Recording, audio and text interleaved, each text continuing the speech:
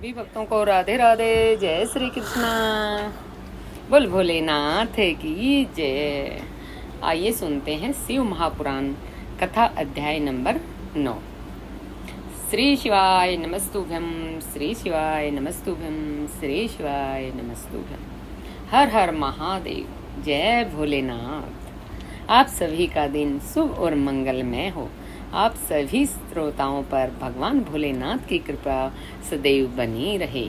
आज श्रावण मास का नौवें अध्याय का कथा सुन रहे हैं। इस महीने में हर दिन शिव महापुराण की कथा सुनने पढ़ने मात्र से भोलेनाथ हमारी सभी मनोकामना पूर्ण कर देते हैं और सभी दुखों से छुटकारा भी मिल जाता है। इसलिए हर दिन शिव महापुराण की कथाओं को पढ़ना या सुनना अवश्य चाहिए, जिससे कि हम सभी पर भगवान भोलेनाथ की कृपा सदैव बनी रहे। अब सुनिए शिव महापुराण कथा में आगे का वृत्तांत। हर हर महादेव। नारद जी ने पूछा, हे विधाता, देवी के अंतर्ध्यान होने के बाद जब सभी देवता अपने अपने धाम को चले गए तब आगे क्या हुआ? हे भगवान, कृपया करके मुझे आगे की कथा भी सुनाइए। ब्रह्मा जी बोले, हे मुनि श्रेष्ठ नारद, जब देवी जगदम्बा वहाँ सभी देवताओं और हिमालय को आश्वासन देकर अपने लोक को चली गई, तब श्री हरि विष्णु ने मैना और हिमालय को देवी जगदम्बा को प्रसन्न करने के लिए उनकी स्तुति करने के लिए कहा। साथ ही देवी का भक्ति पूर्वक चिंतन करने और उनकी भक्ति भावना से तपस्या करने का उपदेश देकर सभी देवताओं सहित विष्णु जी भी अपने वैकुंठ लोक को चले गए। तत्पश्चात मैना और हिमालय दोनों सदैव देवी जगदम्बा के अमृतमयी और कल्याणमयी स्वरूप का चिंतन करते और उनकी आराधना में ही मगन रहते थे। मैना देवी की कृपा दृष्टि पाने के लिए शिवजी सहित उनकी आराधना करती थी। वे ब्राह्मणों को दान देती और उन्हें भोजन कराती थी। मन में देवी दुर्गा को पुत्री रूप में पाने की इच्छा लिए हिमालय और मैना ने चैत्र मास से आरंभ कर 27 वर्षों तक देवी की पूजा अर्चना नियमित रूप से की। मैना अष्टमी तिथि व्रत रखकर नवमी को लड्डू, खीर, पिट्ठी, श्रृंगार और विभिन्न प्रकार के पुष्पों से उन्हें प्रसन्न करने का प्रयास करती। उन्होंने गंगा के किनारे दुर्गा देवी की मूर्ति बना रखी थी। वे सदैव उनकी नियम से पूजा करती थी। मैना देवी निराहार रहकर पूजा करती थी। कभी जल पीकर कभी हवा में ही व्रत को पूरा करती थी। 27 वर्षों तक नियम पूर्वक भक्ति भावना से जगदम्बा दुर्गा की आराधना करने के पश्चात भी प्रसन्न हो गई। तब देवी जगदम्बा ने मैना और हिमालय को अपने साक्षात दर्शन दिए। देवी जगदम्बा बोली, हे गिरिराज हिमालय और महारानी मैना, मैं तुम दोनों की तपस्या से बहुत प्रसन्न हूँ, इसलिए जो तुम्हारी इच्छा हो वह वरदान मांग सकते हो। हे हिमालय प्रिया मैना, तुम्हारी तपस्या और व्रत से मुझे बड़ी प्रसन्नता हुई है, इसलिए मैं तुम्हें मनोवांछित फल प्रदान करूँगी। सो जो इच्छा हो कहो। तब मैना देवी दुर्गा को भक्ति भावना से प्रणाम करके बोली, देवी जगदम्बिके, आप प्रत्यक्ष दर्शन करके मैं धन्य हो गई। बोल जगदम्बा भवानी की जय। हे देवी, मैं आपके स्वरूप को प्रणाम करती हूँ। हे माते, हम पर प्रसन्न होइए। मैना के वचनों को सुनकर देवी दुर्गा को बहुत संतोष हुआ और उन्होंने मैना को गले से लगा लिया। देवी के गले लगते ही मैना को ज्ञान की प्राप्ति हो गई। तब वे देवी जगदम्बा से कहने लगी, इस जगत को धारण करने वाली, सभी लोगों को पालन करने वाली तथा मनोवांछित फलों को देने वाली देवी, मैं आपको प्रणाम करती हूँ। आप ही इस जगत में आनंद का संचार करती हैं। आप ही माया है, आप ही योग निद्रा है। आप अपने भक्तों के शोक और दुखों को दूर करती है। बोल जगदम्बे भवानी मैया की जय।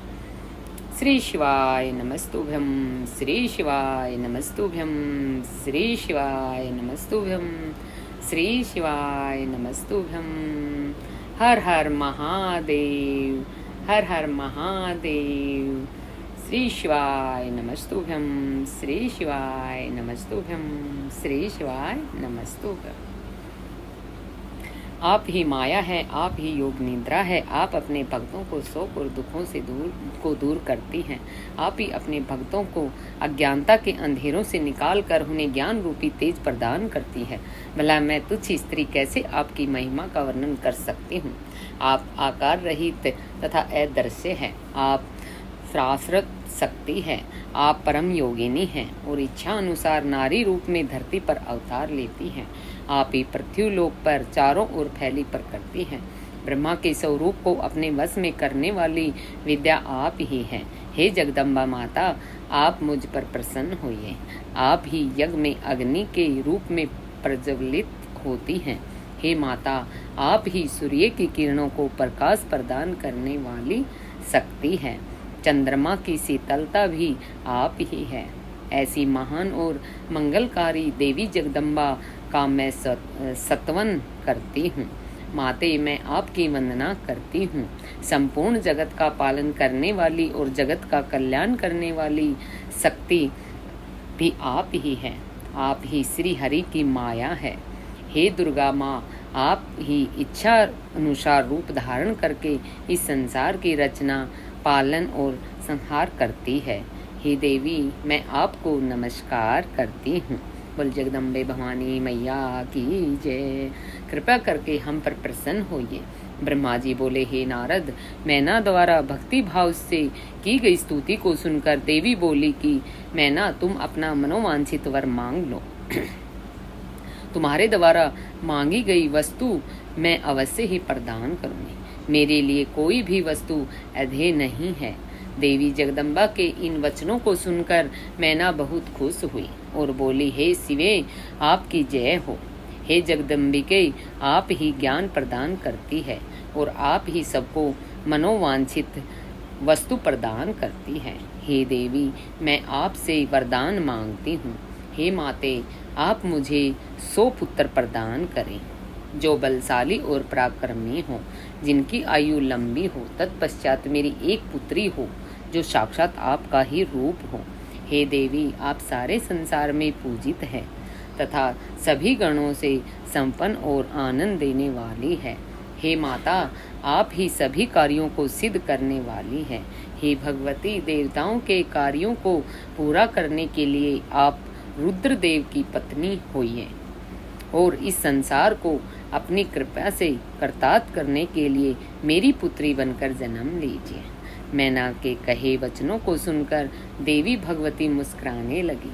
तब सबके मनोरथ को पूर्ण करने वाली देवी मुस्कुराते हुए बोली, मैना, मैं तुम्हारी भक्ति भाव से की गई तपस्या से बहुत प्रसन्न हूँ। मैं तुम्हारे द्वारा मांगे गए वरदानों को अवश्य ही पूर्ण करूँगी। सर्वप्रथम मैं तुम्हें 100 बलशाली पुत्रों की माता होने का वर प्रदान करती हूँ। उन 100 पुत्रों में से सबसे पहले जन्म लेने वाला पुत्र सबसे अधिक शक्तिशाली और बलशाली होगा। तत्पश्चात मैं स्वयं तुम्हारी पुत्री के रूप में तुम्हारे गर्भ से जन्म लूंगी। तब मैं देवताओं के हित का कल्याण करूंगी। ऐसा कहकर जगत जननी परमेश्वरी देवी जगदम्बा वहाँ से अंतर्ध्यान हो गई। तब महेश्वरी से अपने द्वारा मांगा गया अभीष्ट फल पाकर देवी मैना खुशी से झूम उठी। तत्पश्चात वे अपने घर चली गई। घर जाकर मैना ने अपने पति हिमालय को भी अपनी तपस्या की पूर्णता और वरदानों की प्राप्ति के बारे में बताया, जिसे सुनकर हिमालय बहुत ही प्रसन्न हुए। तब वे दोनों अपने भाग्य की सराहना करने लगे। तत्पश्चात कुछ समय बाद मैना को गर्भ ठहरा। धीरे धीरे समय व्यतीत होता गया। समय पूर्ण होने पर मैना ने एक पुत्र को जन्म दिया, जिसका नाम मैनाक रखा गया। पुत्र प्राप्ति की सूचना मिलने पर हिमालय हर्ष से उद्वेलित हो गए और उन्होंने अपने नगर में बहुत बड़ा उत्सव किया। इसके बाद हिमालय के यहाँ 99 और पुत्रों ने जन्म लिया। 100 पुत्रों में मैनाक सबसे बड़ा और बलशाली था। उसका विवाह नाग कन्याओं से हुआ। जब इंद्रदेव पर्वतों पर क्रोध करके उनके पंखों को काटने लगे तो मैनाक समुद्र की शरण में चला गया। उस समय पवन देव ने इस कार्य में मैनाक की सहायता की। वहाँ उसकी समुद्र से मित्रता हो गई। मैनाक पर्वत ही अपने बाद प्रकटे सभी पर्वतों में पर्वतराज कहलाता है। ब्रह्मा जी कहते हैं, हे नारद, तत्पश्चात हिमालय और मैना देवी भगवती और शिव जी के चिंतन में लीन रहने लगे।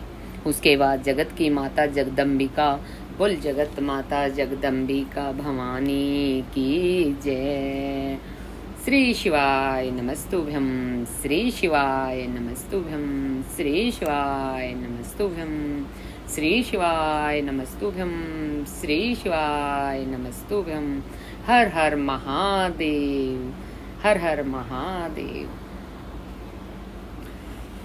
उसके बाद जगत की माता जगदम्बिका अपने कथन सत्य करने के लिए अपने पूर्ण अंशों द्वारा पर्वतराज हिमालय के हृदय में आकर विराजमान हुई। उस समय उनके शरीर में अद्भुत एवं सुंदर प्रभा उतर आई। वे तेज से प्रकाशित हो गई और आनंद हो देवी का ध्यान करने लगे। तब उत्तम समय में गिरिराज हिमालय ने अपनी प्रिया मैना के गर्भ में उस अंश को स्थापित कर दिया। मैना ने हिमालय के हृदय में विराजमान देवी के अंश से गर्भ धारण किया। देवी जगदम्बा के गर्भ में आने से मैना की शोभा एवं कांति निखर आई और वे तेज से संपन्न हो गई। तब उन्हें देखकर हिमालय बहुत प्रसन्न रहने लगे। जब देवताओं सहित श्री हरि और मुझे इस बात का ज्ञान हुआ तो हमने देवी जगदम्बिका को बहुत स्तुति की और सभी अपने अपने धाम को चले गए। धीरे धीरे समय बीतता गया। 10 माह पूरे हो जाने के पश्चात देवी शिवा ने मैना के गर्भ से जन्म ले लिया। जन्म लेने के पश्चात देवी शिवा ने मैना को अपने साक्षात रूप के दर्शन कराए। देवी के जन्म दिवस वाले दिन बसंत ऋतु के चित्र माह की 9वीं तिथि थी। उस समय आधी रात को मृगशिरा नक्षत्र था। देवी के जन्म से सारे संसार में प्रसन्नता छा गई। मंद मंद हवा चलने लगी। सारा वातावरण सुगंधित हो गया। आकाश में बादल उमड़ आए और हल्की हल्की फुहारों के साथ पुष्प वर्षा होने लगी। तब माँ जगदम्बा के दर्शन हेतु विष्णु और मेरे सहित सभी देवी देवता गिरिराज हिमालय के घर पहुँचे। देवी के दर्शन कर सबने दिव्य रूपा महामाया मंगलमयी जगदम्बिका माता की स्तुति की। तत्पश्चात सभी देवता अपने अपने धाम को चले गए। स्वयं माता जगदम्बा को पुत्री रूप में पाकर हिमालय और मैना धन्य हो गए। वे अत्यंत आनंद का अनुभव करने लगे। देवी के दिवस रूप के दर्शन से मैना को उत्तम ज्ञान की प्राप्ति हो गई। तब मैना देवी से बोली, हे जगदम्बा, हे शिवा, हे महेश्वरी, आपने मुझ पर बड़ी कृपा की है जो अपने दिव्य स्वरूप के दर्शन मुझे दिए। हे माता, आप तो परम शक्ति हैं। आप तीनों लोकों की जननी हैं और देवताओं द्वारा आराध्य है। हे देवी, आप मेरी पुत्री रूप में आकर शिशु रूप में धारण कर लीजिए। मैना की बात सुनकर देवी मुस्कुराते हुए बोली, मैना, तुमने मेरी बड़ी सेवा की है। तुम्हारी भक्ति भावना से प्रसन्न होकर ही मैंने तुम्हें वर मांगने के लिए कहा था और तुमने मुझे अपनी पुत्री बनाने का वर मांग लिया था। तब मैंने तथास्तु कहकर तुम्हें अभीष्ट फल प्रदान किया था। तत्पश्चात मैं अपने धाम चली गई थी। उस वरदान के अनुसार आज मैंने तुम्हारे गर्भ से जन्म ले लिया है। तुम्हारी इच्छा का सम्मान करते हुए मैंने तुम्हें अपने दिव्य रूप के दर्शन दिए। अब आप दोनों दंपति मुझे अपनी पुत्री मानकर मेरा लालन पालन करो और मुझसे स्नेह रखो। मैं पृथ्वी पर अद्भुत लीलाएं करूंगी और देवताओं के कार्यों को पूरा करूंगी। बड़ी होकर मैं भगवान शिव को पति रूप में प्राप्त कर उनकी पत्नी बनकर इस जगत का उद्धार करूंगी। ऐसा कहकर जगत माता देवी जगदम्बा चुप हो गई। तब देखते ही देखती देवी भगवती नन्हे शिशु के रूप में परिवर्तित हो गई। ब्रह्मा जी बोले, हे मुनि श्रेष्ठ नारद, मैना के सामने जब देवी जगदम्बिका ने शिशु रूप में धारण किया तो वे सामान्य बच्चे की भांति रोने लगे। उनका रोना सुनकर सभी स्त्रियां और पुरुष जो उस समय वहां उपस्थित थे प्रसन्न हो गए।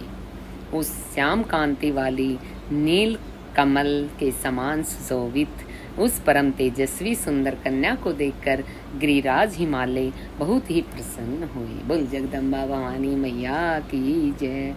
तब शुभ मुहूर्त में हिमालय ने अपनी पुत्री का नाम रखने के बारे में सोचा। उस समय नैना और हिमालय बहुत प्रसन्न थे। तब देवी के गुणों और सुशीलता को देखकर उनका नाम पार्वती रखा गया। चंद्रमा की कला की तरह हिमालय पुत्री धीरे धीरे बड़ी होने लगी। उसके अंग प्रत्यंग चंद्रमा की कला एवं बिंब के समान अत्यंत शोभायमान होने लगे। गिरिजा अपनी सहेलियों के साथ खेलती थी। पार्वती अपनी सहेलियों के साथ कभी गंगा की रेत से घर बनाती तो कभी कंदुक कीड़ा करती। खेलती खेलती वे बड़ी होने लगी। जब वे शिक्षा के योग्य हो गई तो आचार्यों ने उन्हें विभिन्न धर्मशास्त्रों का उपदेश देना आरंभ किया। उससे उन्हें अपने पूर्व जन्म की सभी बातें स्मरण हो आई। मुने, इस प्रकार मैंने शिवा की लीला का वर्णन तुमसे किया है। एक समय की बात है, तुम शिव लीला से प्रेरित होकर हिमालय के घर गए। हे नारद, तुम शिव तत्व के ज्ञाता हो और उनकी विभिन्न लीलाओं को समझते हो। तुम्हें आया हुआ देखकर हिमालय मैना ने तुम्हें प्रसन्नतापूर्वक नमस्कार किया तथा खूब आदर सत्कार किया। तत्पश्चात हिमालय ने अपनी पुत्री पार्वती को बुलाया और उससे तुम्हारे चरणों में प्रणाम कराया। फिर स्वयं भी बार बार नमस्कार करने लगे और बोले, हे मुनियों, मैं श्रेष्ठ नारद आप परम ज्ञानी हैं। श्रेष्ठ नारद आप परम ज्ञानी हैं। आप सदैव सबका उपकार करते हैं। आप भूत भविष्य और वर्तमान जानते हैं। आप परोपकारी और दयालु हैं। कृपया करके मेरी कन्या का भाग्य बताएं और मुझे यह भी बताएं कि मेरी बेटी किसकी सौभाग्यवती पत्नी होगी। नारद, हिमालय के ऐसे प्रश्न सुनकर तुमने पार्वती का हाथ देखा और उसके मुखमंडल को देखकर कहना शुरू किया, हे गिरिराज और मैना, आपकी यह पुत्री चंद्रमा की कला की तरह शोभित हो रही है। यह समस्त शुभ लक्षणों से युक्त है। इसका भाग्य बड़ा प्रबल है। यह अपने पति के लिए सुखदायिनी होगी, साथ ही अपने माता पिता के यश और कीर्ति को बढ़ाएगी। यह परम साध्वी और संसार की स्त्रियों में सर्वश्रेष्ठ होगी। इसका पति योगी, नगन, निर्गुण, काम वासना से रहित, माता पिता हीन, अभिमान से रहित, पवित्र एवं साधु वेशधारी होगा। इस बात को सुनकर मैना और हिमालय दोनों दुखी हो गए। पार्वती देवी सोचने लगी कि मुनि नारद की बात हमेशा सत्य होती है। जो लक्षण नारद जी ने बताए हैं वे सभी तो शिव जी में विद्यमान है। भगवान शिव का अपना भावी पति मानकर पार्वती मन ही मन हर्ष से खिल उठी और शिव जी के चरणों का चिंतन करने लगी। तब हिमालय बड़े दुखी स्वर से बोले कि हे नारद, अपनी पुत्री के भावी पति के विषय में जानकर मैं बहुत दुखी हूँ। आप कृपया करके मेरी पुत्री को बचाने का कोई मार्ग सुझाएं। गिरिराज हिमालय के ये वचन सुनकर, हे नारद, तुमने कहा गिरिराज, मेरी कही बात बोल गिरिजा देवी भवानी की जय। श्री शिवाय नमस्तुभ्यं, श्री शिवाय नमस्तुभ्यं, श्री शिवाय नमस्तुभ्यं, श्री शिवाय नमस्तुभ्यं। बोल भोलेनाथ की जय। बोल पार्वती मैया की जय। आप कृपया मेरी पुत्री को बचाने का कोई मार्ग सुझाएं। गिरिराज हिमालय के ये वचन सुनकर, हे नारद, तुमने कहा गिरिराज, मेरी कही बात सर्वथा सच होगी, क्योंकि हाथ की रेखाएं ब्रह्मा जी द्वारा लिखी जाती है और कभी भी झूठ नहीं हो सकती। इस रेखा का फल तो अवश्य ही मिलेगा, किंतु ऐसा होने पर भी पार्वती सुखपूर्वक रहे। इस हेतु पार्वती का विवाह भगवान शिव से कर दे। भगवान शिव में ये सभी गुण हैं। महादेव जी तो ऐसे हैं, उनमें अशुभ लक्षण भी शुभ हो जाते हैं। इसलिए गिरिराज, तुम बिना विचार किए अपनी कन्या का विवाह भगवान शिव से कर दो। वे सबके ईश्वर हैं तथा निर्विकार हैं, सामर्थ्यवान और अविनाशी हैं, किंतु ऐसा होना इतना सरल नहीं है। पार्वती शिव विवाह तभी संभव हो सकता है जब किसी तरह भगवान शिव प्रसन्न हो जाएं। भगवान शंकर को प्रसन्न करने और वश में करने का सबसे सरल और उत्तम साधन है यदि आपकी पुत्री भगवान शिव की अनन्य भक्ति भाव से तपस्या करे तो सब ठीक हो जाएगा। पार्वती भगवान शिव को पति के रूप में प्राप्त करेगी। वे सदैव भगवान शिव के अनुसार ही कार्य करेगी, क्योंकि वे उत्तम व्रत का पालन करने वाली महासाध्वी है। वे अपने माता पिता के सुख को बढ़ाने वाली है। गिरिराज हिमालय भगवान शिव और शिवा का प्रेम तो अलौकिक है। ऐसा प्रेम न तो किसी का हुआ है और न ही होगा। भगवान शिव इनके अलावा और किसी स्त्री को अपनी पत्नी नहीं बनाएंगे। हिमालय शिव शिवा को एकाकार होकर देवताओं की सिद्धि के लिए अनेक कार्य करने हैं। आपकी पुत्री को पत्नी रूप में प्राप्त करके ही भगवान अर्ध नारीश्वर होंगे। आपकी पुत्री पार्वती भगवान शिव की तपस्या से उन्हें संतुष्ट कर उनकी अर्धांगिनी बन जाएंगे।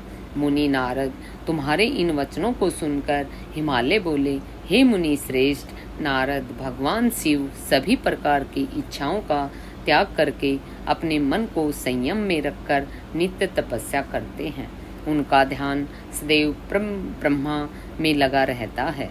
भला वे अपने मन को कैसे योग से हटाकर मोह माया के बंधनों में फंसने हेतु विवाह करेंगे। जो भगवान शिव अविनाशी, प्रकृति से परे, निर्गुण, निराकार और दीपक की लो की तरह प्रकाशित हैं और सदैव ब्रह्मा के प्रकाश पुंज को तलाशते हैं, वे कैसे मेरी पुत्री से विवाह करने के लिए राजी होंगे। मेरी जानकारी के अनुसार भगवान शिव ने बहुत पहले अपनी पत्नी सती के सामने यह प्रतिज्ञा की थी कि वे उनके अलावा किसी और पत्नी रूप में स्वीकार नहीं करेंगे। अब जब सती ने अपने शरीर को त्याग दिया है तो वे किसी और स्त्री को कैसे ग्रहण करेंगे। यह सुनकर आपने कहा, गिरिराज, आपको इसकी चिंता नहीं करनी चाहिए। तुम्हारी कन्या ही पूर्व जन्म में दक्ष की पुत्री सती थी और शिवजी की प्राण प्रिया थी। अपने पिता दक्ष द्वारा अपने पति का अनादर देखकर लज्जित होकर सती ने योग अग्नि में अपने को भस्म कर दिया था। अब वही देवी जगदम्बा जो पहले सती के रूप में अवतरित हुई थी, अब पार्वती के रूप में तुम्हारी पुत्री बनी है। इसलिए तुम्हें पार्वती के विषय में चिंता करने की कोई आवश्यकता नहीं है। देवी पार्वती ही भगवान शिव की पत्नी होगी। तुम्हारी बातें सुनकर गिरिराज हिमालय और उनकी पत्नी मैना व उनके पुत्रों को बहुत संतोष हुआ और उनके सभी संदेह और शंकाएं पूर्णतः दूर हो गए। पास ही बैठी पार्वती ने भी अपने पूर्व जन्म की कथा के विषय में सुना। भगवान शिव को अपना पति जानकर देवी पार्वती लज्जा से सिर झुकाकर बैठ गई। मैना और हिमालय ने उनके सिर पर हाथ फेरकर उन्हें अनेक आशीर्वाद दिए। तत्पश्चात पार्वती को तपस्या के विषय में बताकर नारद आप वहां से अंतर्ध्यान हो गए। आपके जाने के बाद मैना और हिमालय बहुत प्रसन्न हुए। ब्रह्मा जी बोले, हे नारद, तुम्हारे सर्वलोक जाने के पश्चात कुछ समय तक सब कुछ ऐसे ही चलता रहा। एक दिन मैना अपने पति हिमालय के पास गई और उन्हें प्रणाम कर उनसे कहने लगी, हे प्राणनाथ, उस दिन जब देव ऋषि नारद हमारे यहाँ पधारे थे और पार्वती का हाथ देखकर उसके विषय में अनेक बातें बता रहे थे, तब मैंने उनकी बातों पर ध्यान दिया था। अब पार्वती बड़ी हो रही है। मेरी आपसे विनम्र प्रार्थना है कि आप उसके विवाह के लिए सुयोग्य और सुंदर वर की खोज शुरू कर दें, जिसके साथ हमारी पुत्री पार्वती सुख से अपना जीवन व्यतीत कर सके। वह शुभ लक्षणों वाला और कुलीन होना चाहिए, क्योंकि मुझे अपनी पुत्री अपने प्राणों से भी अधिक प्यारी है। मैं सिर्फ पुत्री का सुख चाहती हूँ। बोल भोलेनाथ की जय, बोल पार्वती माता की जय। यह कहकर मैना की आंखों में आंसू आ गए। वे अपने पति के चरणों में गिर पड़ी। तत्पश्चात हिमालय ने अपनी पत्नी मैना को प्रेम पूर्वक उठाया और उन्हें समझाने लगी। वे बोले, हे देवी, तुम व्यर्थ ही चिंता त्याग दो। मुनि नारद की बात कभी झूठी नहीं हो सकती। यदि तुम पार्वती को सुखी देखना चाहती हो तो उसे भगवान शिव की तपस्या के लिए प्रेरित करो। यदि शिवजी प्रसन्न हो गए तो वे स्वयं ही पार्वती का पानी ग्रहण कर लेंगे। तब सब कुछ शुभ ही होगा, सभी अनिष्ट और अशुभ लक्षणों का नाश होगा।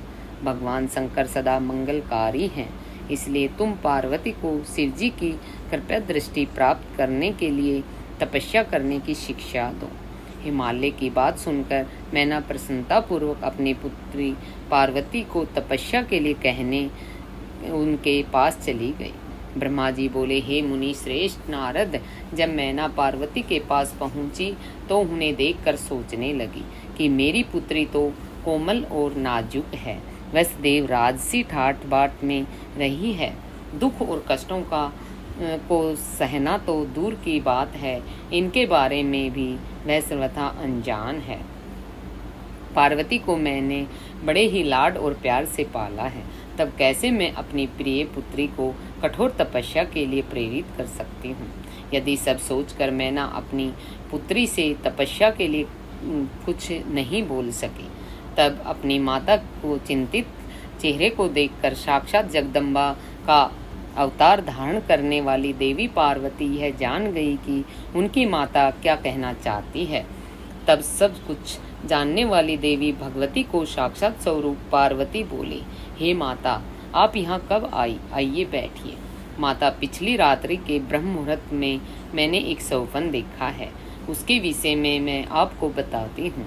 मेरे सपने में एक दयालु और तपस्वी ब्राह्मण आए।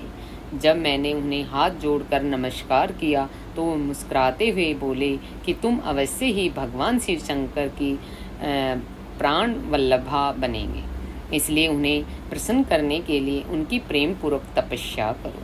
यह सुनकर मैना ने अपनी पुत्री के सिर पर प्रेम से हाथ फेरा और अपने पति हिमालय को वहां बुलाया।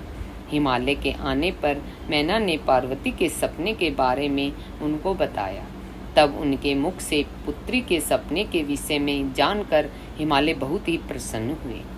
तब वे अपनी पत्नी से बोले, प्रिय मैना, मैंने भी पिछली रात को एक सपना देखा था। मैंने अपने सपने में एक बड़े उत्तम तपस्वी को देखा। वे नारद मुनि द्वारा बताए गए सभी लक्षणों से युक्त थे। वे उत्तम तपस्वी मेरे नगर में तपस्या करने के लिए आए थे। उन्हें देखकर मुझे बहुत ही खुशी हुई। मैं अपनी पुत्री पार्वती को साथ लेकर उनके दर्शनों के लिए वहां पहुंचा। तब मुझे ज्ञात हुआ कि वे नारद जी के बताए हुए वर भगवान शिव ही हैं। तब मैंने पार्वती को उनकी सेवा करने का उपदेश दिया, परंतु उन्होंने मेरी बात नहीं मानी। तभी वहाँ सांख्य और वेदांत बोल भोलेनाथ की जय। श्री शिवाय नमस्तुभ्यं, श्री शिवाय नमस्तुभ्यं, श्री शिवाय नमस्तुभ्यं। उन्होंने मेरी बात नहीं मानी। तभी वहाँ सांख्य और वेदांत विवाद छिड़ गया। तत्पश्चात उनकी आज्ञा सेवा करने लगे। बोल श्री शिवाय नमस्तुभ्यं, श्री शिवाय नमस्तुभ्यं, श्री शिवाय। तत्पश्चात उनकी आज्ञा पाकर पार्वती वहीं रहकर भक्ति पूर्वक उनकी सेवा करने लगी। हे प्रिय, यही मेरा सपना था जिसे देखकर मुझे अत्यंत प्रसन्नता हुई। मैं सोचता हूँ कि हमें कुछ समय तक इस सपने के सच होने की प्रतीक्षा करनी चाहिए। ऐसा कहकर हिमालय और मैना उस उत्तम सपने के सच होने की प्रतीक्षा करने लगे। ब्रह्मा जी बोले, नारद, भगवान शिव का यश परम पावन, मंगलकारी, भक्तिवर्धक और उत्तम है। दक्ष यज्ञ से वे अपने निवास कैलाश पर्वत पर वापस आ गए थे। वहां आकर भगवान शिव अपनी पत्नी सती के वियोग में बहुत दुखी थे। बोल सती माता की जय। उनका मन ही देवी सती का स्मरण कर रहा था और वे उन्हें याद करके व्याकुल हो रहे थे। तब उन्होंने अपने सभी गणों को वहां पर बुलाया और उनसे देवी सती के गुणों और उनकी सुशीलता का वर्णन करने लगे। फिर गृहस्थ धर्म का त्याग करके वे कुछ समय तक सभी लोकों में सती को खोजते हुए घूमते रहे। इसके बाद वापस में कैलाश पर्वत पर आ गए, क्योंकि उन्हें कहीं भी सती का दर्शन नहीं हो सका था। तब अपने मन को एकाग्र करके वे समाधि में बैठ गए। भगवान शिव इसी प्रकार बहुत लंबे समय तक समाधि लगाकर बैठे रहे। असंख्य वर्ष बीत गए। समाधि के परिश्रम के कारण उनके मस्तक से पसीने की बूंद पृथ्वी पर गिरी और वह बूंद एक शिशु में परिवर्तित हो गई। उस बालक का रंग लाल था, उसकी 4 भुजाएं थी, उसका रूप मनोहर था। वह बालक दिव्य तेज से संपन्न अनोखी शोभा पा रहा था। वह प्रकट होते ही रोने लगा। उसे देखकर संसारी मनुष्यों की भांति शिवजी उनके पालन पोषण का विचार करके व्याकुल हो गए। उसी समय डरी हुई एक सुंदर स्त्री वहां आई। उसने उस बालक को अपनी गोद में उठा लिया और उसका मुख चूमने लगी। तब उन्होंने उसे दूध पिलाकर उस बालक के रोने को शांत किया। फिर वह उसे खिलाने लगी। वह स्त्री और कोई नहीं, स्वयं पृथ्वी माता थी। संसार की सृष्टि करने वाले, सब कुछ जानने वाले महादेव जी यह देखकर हंसने लगे, क्योंकि वह पृथ्वी को पहचान चुके थे। वे पृथ्वी से बोले, हे धारिणी, तुम इस पुत्र का प्रेम पूर्वक पालन करो। यह शिशु मेरे पसीने की बूंद से प्रकट हुआ है। हे वसुधा, यद्यपि यह बालक मेरे पसीने से उत्पन्न हुआ है, परंतु इस जगत में यह तुम्हारे ही पुत्र के रूप में जाना जाएगा। यह परम गुणवान और भूमि देने वाला होगा। यह मुझे भी सुख देने वाला होगा। हे देवी, तुम इसको धारण करो। नारद यह कहकर भगवान शिव चुप हो गए। उनका दुखी हृदय थोड़ा शांत हो गया था। उधर शिवजी की आज्ञा का पालन करते हुए पृथ्वी अपने पुत्र को साथ लेकर अपने निवास स्थान पर चली गई। वहां बड़ा होकर यह बालक भौम नाम से प्रसिद्ध हुआ। युवा होने पर भौम काशी गया। वहां उसने बहुत लंबे समय तक भगवान शिव की आराधना की। तब भगवान शंकर की कृपा दृष्टि पाकर भूमि पुत्र भूम दिव्य लोक को चले गए। ब्रह्मा जी बोले, हे नारद, गिरिराज हिमालय की पुत्री पार्वती जो साक्षात जगदम्बा का अवतार थी, जब 8 वर्ष की हो गई तब भगवान शिव को उनके जन्म का समाचार मिला। तब उस अद्भुत बालिका के हृदय में रखकर वे प्रसन्न हुए। तब उन्होंने अपने मन को एकाग्र कर तपस्या करने के विषय में सोचा। तत्पश्चात नंदी एवं कुछ गणों को साथ लेकर महादेव जी हिमालय के सर्वोच्च शिखर पर गंगोत्री नामक तीर्थ पर चले गए। इसी स्थान पर पतित पावनी गंगा ब्रह्मलोक से गिर रही है। भगवान शिव ने उसी स्थान को तपस्या करने के लिए चुना। शिव जी अपने मन को एकाग्रचित कर आत्मभूत ज्ञानमयी नित्य ज्योतिर्मय चिदानंद स्वरूप परम ब्रह्मा परमात्मा का चिंतन करने लगे। अपने स्वामी को ध्यान में मगन पाकर नंदी एवं अन्य शिवगण भी समाधि लेकर बैठ गए। कुछ गण शिवजी की सेवा करते हुए कुछ समय उस स्थान की सुरक्षा करते हुए कार्य करते। जब गिरिराज हिमालय को शिवजी के आगमन का यह शुभ समाचार प्राप्त हुआ, तब वे प्रेम पूर्वक मन में आदर का भाव लिए अपने सेवकों सहित उस स्थान पर आए जहाँ वे तपस्या कर रहे थे। हिमालय ने दोनों हाथ जोड़कर रुद्रदेव को प्रणाम किया। तत्पश्चात उनकी भक्ति भाव से पूजा आराधना करने लगे। हाथ जोड़कर हिमालय बोले, भगवान, आप यहाँ पधारें, यह मेरा सौभाग्य है। प्रभु, आप भक्त वत्सल हैं। आज आपके साक्षात दर्शन पाकर मेरा जन्म सफल हो गया है। आप मुझे अपना सेवक समझे और मुझे अपनी सेवा करने की आज्ञा प्रदान करें। हे प्रभु, आपकी सेवा करके मेरा मन अत्यधिक आनंद का अनुभव करेगा। गिरिराज हिमालय के वचन सुनकर महादेव जी ने अपनी आंखें खोली और वहां हिमालय और उनके सेवकों को खड़े देखा। उन्हें देखकर महादेव जी मुस्कुराते हुए बोले, हे गिरिराज, मैं तुम्हारे शिखर पर एकांत में तपस्या करने के लिए आया हूँ। हिमालय तुम तपस्या के धाम हो। देवताओं, मुनियों और राक्षसों को भी तुम आश्रय प्रदान करते हो। गंगा बोल गंगा मैया की जय। बोल भोलेनाथ की जय। गंगा जो सबके पापों को धो देती है, तुम्हारे ऊपर से होकर निकलेगी।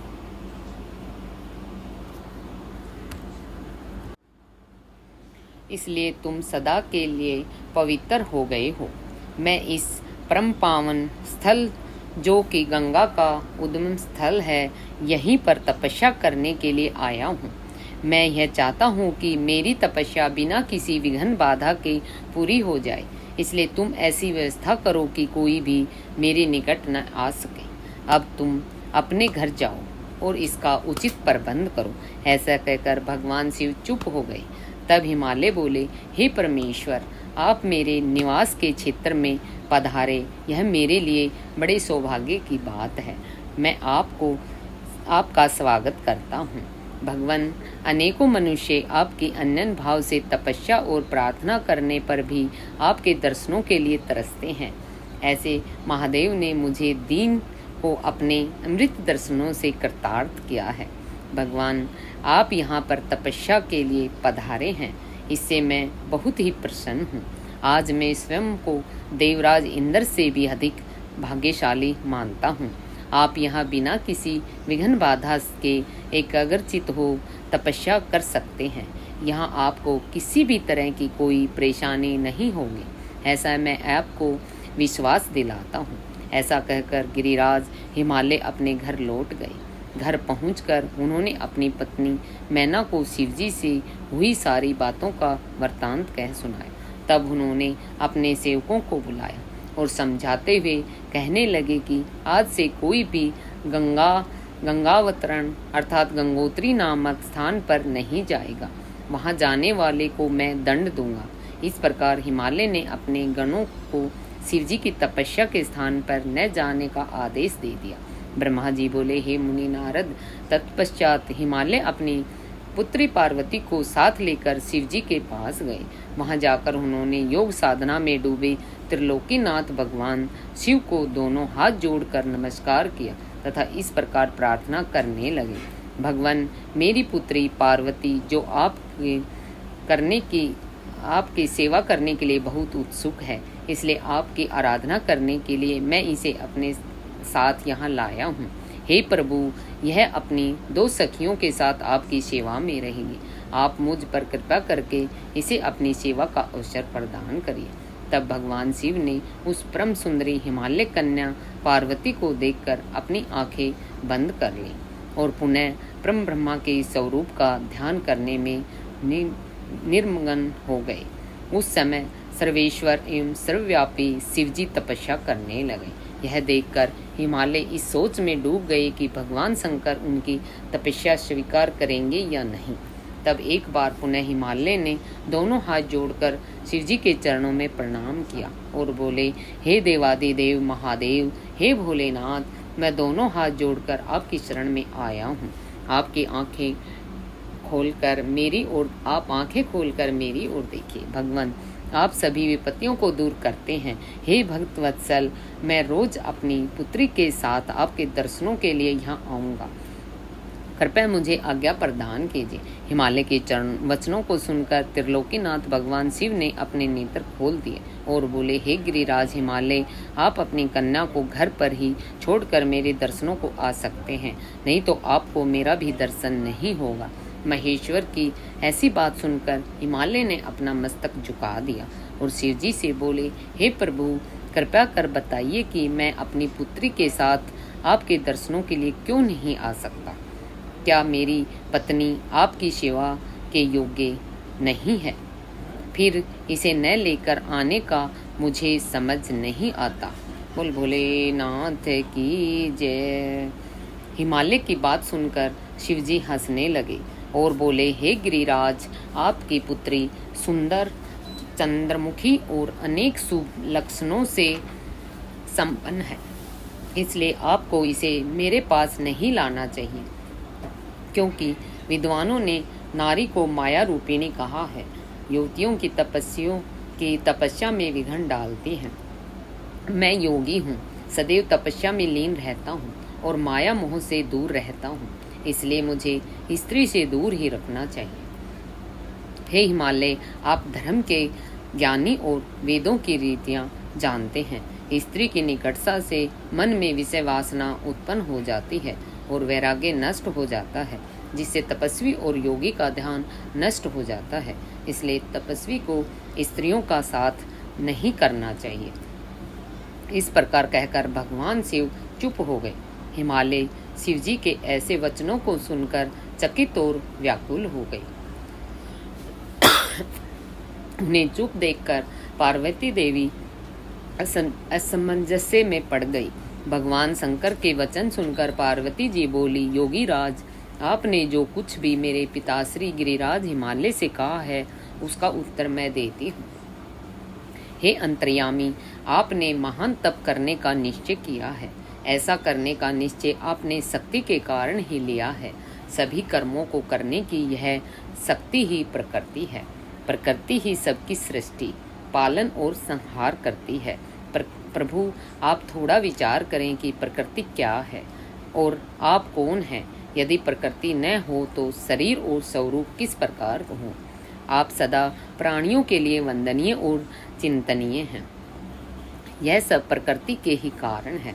पार्वती जी के वचनों को सुनकर उत्तम लीला करने वाले भगवान शिव हंसते हुए बोले, मैं अपने कठोर तप द्वारा प्रकृति का नाश कर चुका हूँ। अब मैं तत्व रूप में स्थित हूँ। साधु पुरुषों को प्रकृति का संग्रह नहीं करना चाहिए। भगवान शिव के इस प्रकार वचनों को सुनकर बोल भोलेनाथ की जय। बोल पार्वती मैया। पार्वती हंसती हुई बोली, हे करुणा निधान कल्याणकारी योगी राज, आपने जो कहा क्या वह प्रकृति नहीं है? तो फिर आप उससे अलग कैसे हो सकते हैं? बोलना या कुछ भी करना अर्थात हमारे द्वारा किया गया हर क्रियाकलाप ही प्रकृति है। हम सदा ही प्रकृति के ही वश में हैं। यदि आप प्रकृति से अलग हैं तो ना आपको बोलना चाहिए और ना ही कुछ और करना चाहिए, क्योंकि ये कार्य तो प्रकृति के हैं अर्थात प्राकृत हैं। भगवान, आप हंसते, सुनते, खाते, देखते और करते हैं, वह सब भी तो प्रकृति का ही कार्य है। इसलिए व्यर्थ के वाद विवाद से कोई लाभ नहीं है। यदि आप वाकई ही प्रकृति से अलग हैं तो इस समय यहाँ तपस्या क्यों कर रहे हैं? सच तो यह है कि आप प्रकृति के वश में हैं और इस समय अपने स्वरूप को खोजने के लिए ही तपस्या में लीन रहना चाहते हैं। योगी राज, आप किस प्रकार की बातें कर रहे हैं? थोड़ा विचार कर कहें। यदि आपने प्रकृति का नाश कर डाला है तो आप किस प्रकार विद्यमान रहेंगे? क्योंकि संसार तो सदा से ही प्रकृति से बंधा हुआ है। क्या आप प्रकृति का यह तत्व नहीं जान रहे हैं कि मैं ही प्रकृति हूँ? आप पुरुष हैं, यह पूर्णतः सच है। मेरे ही कारण आप सगुण और साकार माने जाते हैं। भगवान, आप जितेंद्रिय होने पर भी प्रकृति के अनुसार ही कर्म करते हैं। हे महादेव, यदि आप यही मानते हैं कि आप प्रकृति से अलग हैं तो आपको मेरी किसी भी सेवा से और किसी भी प्रकार से डरना नहीं चाहिए। पार्वती के मुख से निकले सांख्य शास्त्र में डूबे हुए वचन सुनकर भगवान शिव निरुत्तर हो गए। तब उन्होंने पार्वती जी को अपने दर्शन और सेवा करने की आज्ञा प्रसन्नतापूर्वक प्रदान कर दी। तत्पश्चात भगवान शिव पर्वतराज हिमालय से बोले, हे गिरिराज हिमालय, मैं तुम्हारे इस शिखर पर तपस्या करना चाहता हूँ। कृपया मुझे इसकी आज्ञा प्रदान करें। देवाधिदेव भगवान शिव के इस प्रकार के वचनों को सुनकर गिरिराज हिमालय दोनों हाथ जोड़कर बोले, हे महादेव, यह पूरा संसार आपका ही है। सभी देवता, असुर, मनुष्य सदैव आपकी ही पूजन और चिंतन करते हैं। मैं आपके सामने एक तुच्छ मनुष्य हूँ। भला मैं आपको किस प्रकार आज्ञा दे सकता हूँ?